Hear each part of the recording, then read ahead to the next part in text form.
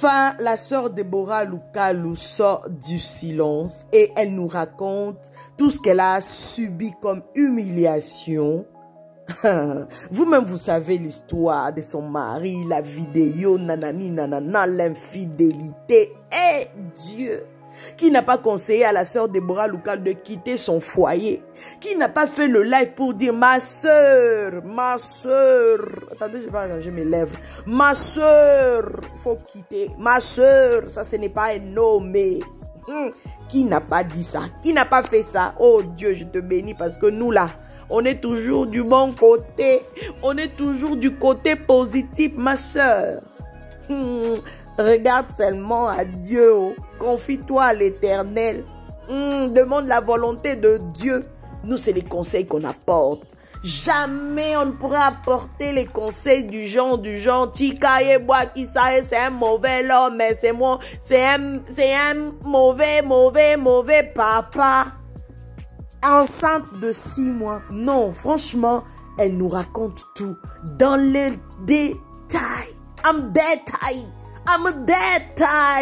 Oh, sœur Déborah, tout ce temps-là, pardon, tu étais où? Pour nous parler de ça. On avait tellement soif d'entendre ça de toi-même. Et aujourd'hui, tu délivres nos oreilles. Ma sœur, sois bénie. Continue comme ça. C'est comme ça qu'on reconnaît une bonne épouse. Yaya, Zoaki Tisco Vanda, installe-toi confortablement sur la chaîne de Mama Kimia parce que là, je vais te laisser toute la vidéo. Pardon, je ne vais pas interrompre. Oui, je devais quand même introduire parce que vous êtes sur ma chaîne, la chaîne de Mama Kimia, Sarah la Queen de la SAP. Si vous n'êtes pas encore abonné, c'est-à-dire commencez déjà à vous abonner massivement. Il y a de l'espace pour tout le monde. On y va. On va entendre, même les pasteurs lui-même est dépassé. Même la sœur qui est à côté restée bouche bée. Eh, sœur Déborah.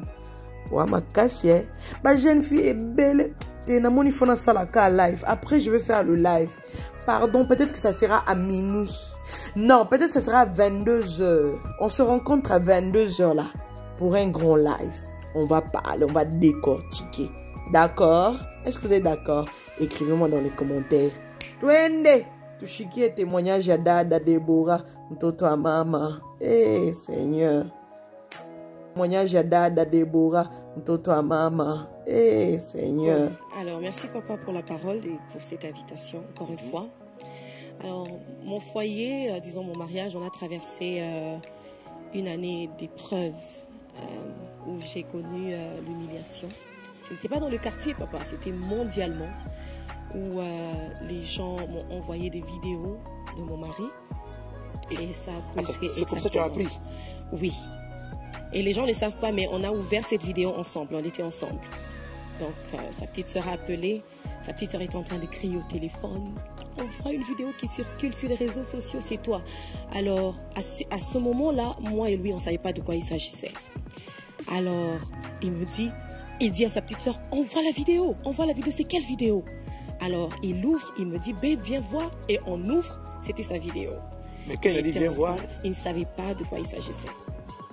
Donc, j'étais enceinte de 6 mois. Et on était au Congo pour le travail. Oh là là. Alors, on a vu que les réseaux sociaux, c'était très chaud.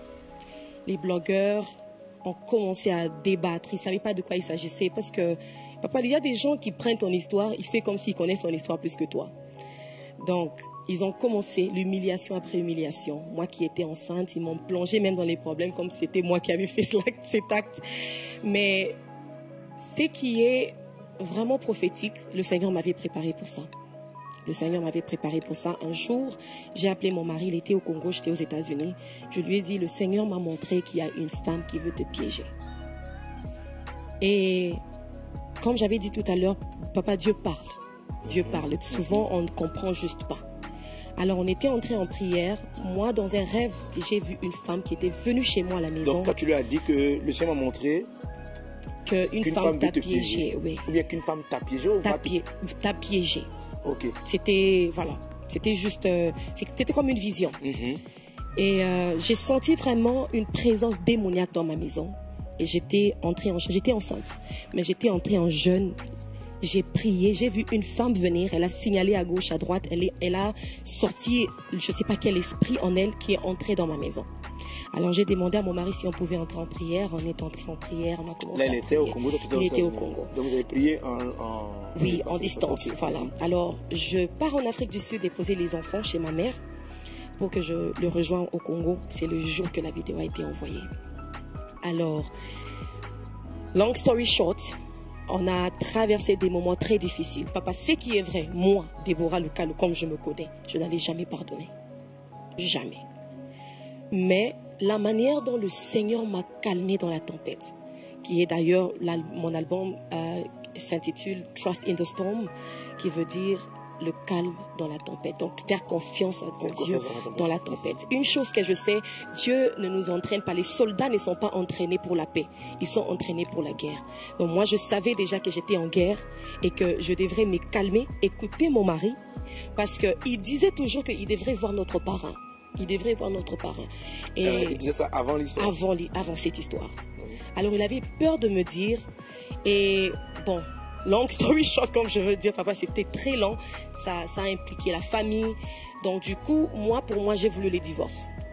Mais je regardais, papa, je me suis dit, j'ai vraiment écrit les bienfaits, les qualités de mon mari.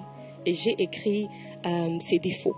J'ai vu que ses qualités dépassaient les défauts. J'ai décidé de rentrer. Mais il y a un message que Dieu m'avait donné.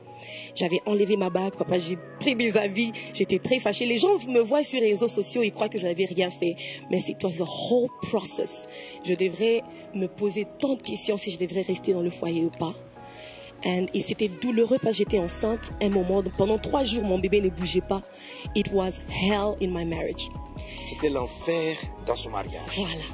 Alors, mon mari m'a demandé pardon.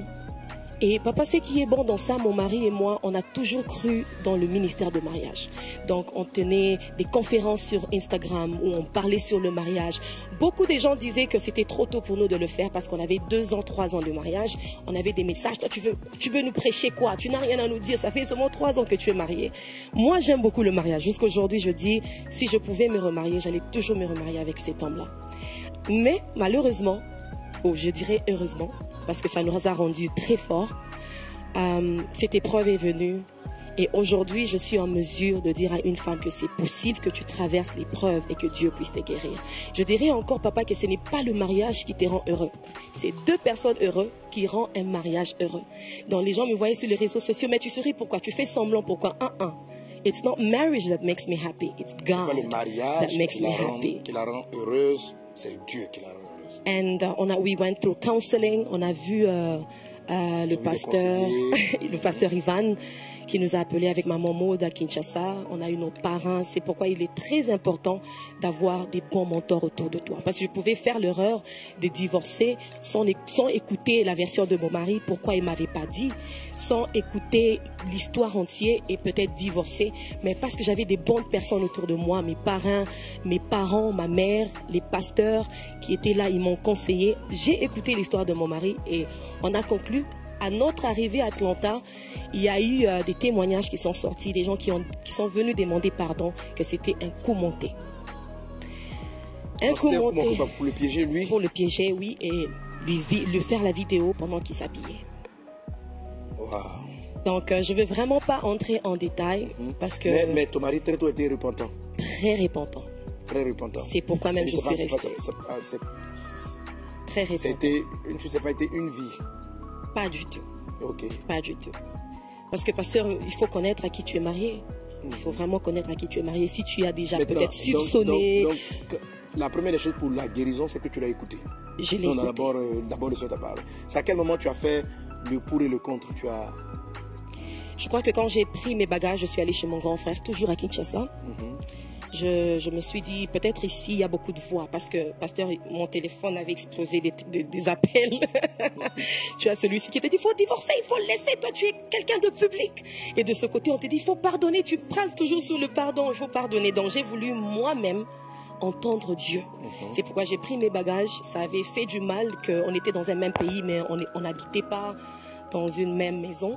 Je devrais moi-même écouter Dieu. Et j'ai entendu Dieu me dire, don't miss the price of your pain. Don't miss. the price of your pain. Ne manque pas le prix De ta douleur. de ta douleur. Voilà. Ça veut dire quoi, l'Éternel? Ne manque pas le prix de ta douleur. Voilà. Don't miss it. Donc, Dieu a un plan. Alors, c'est pourquoi j'ai écrit le livre qui s'appelle Your Pain Has a Purpose. God is not a waster. Dieu Elle a écrit utilise le livre qui dit ta peine, ta douleur a un objectif, a un but. un but. And s'il vous plaît, if you don't have the book, grab it parce que ça va tellement vous bénir. Voici le livre à l'écran.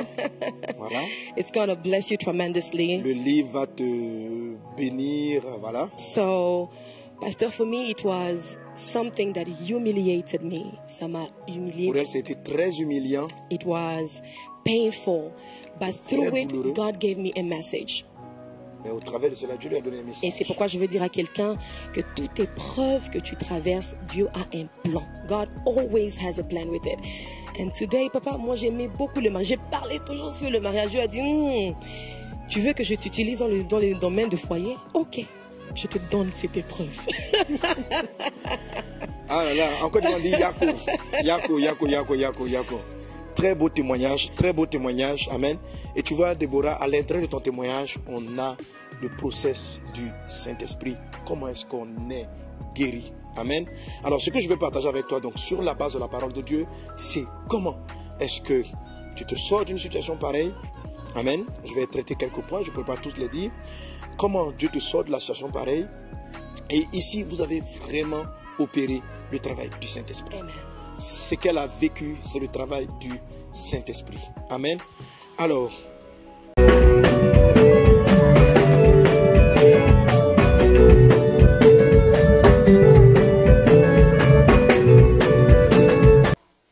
de la sape. Bye.